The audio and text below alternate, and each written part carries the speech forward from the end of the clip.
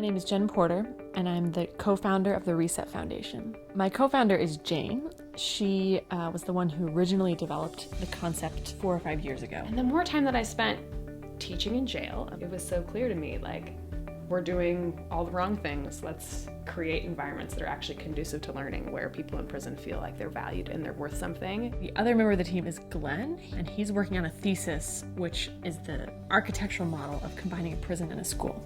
So the Reset Foundation is creating a new model of prison entirely focused on education and reentry into the community. So right now what you have is a prison system, which is a harsh environment focused on detainment.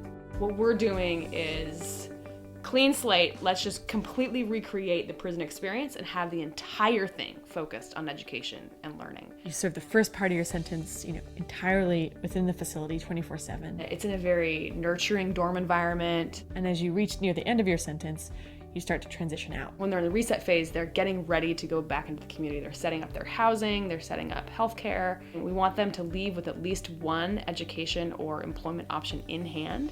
And then once you're released, you still come back to a facility to take classes, meet with a counselor, etc.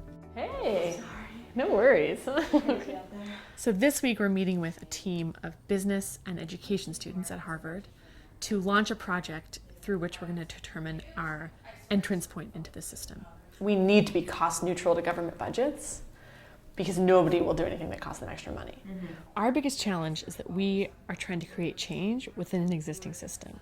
That's daunting. Well, what about the argument that in higher incarceration rates, there are way more economic costs, so actually that should be baked into the cost of prison, and then therefore we should have a higher budget. If you show up and your dollars are anything above what they already have allocated, they won't listen to you. We're at the mobilizing stage. We're convening groups of people who've spent time in the prison system and their families to understand how they would change the system. And not only to sort of get their viewpoint, but we're actually bringing them on board to be co-collaborators in the next stage of development of our model. There's always a question of, why do you think you can do this? And often our answer is just that somebody needs to do it.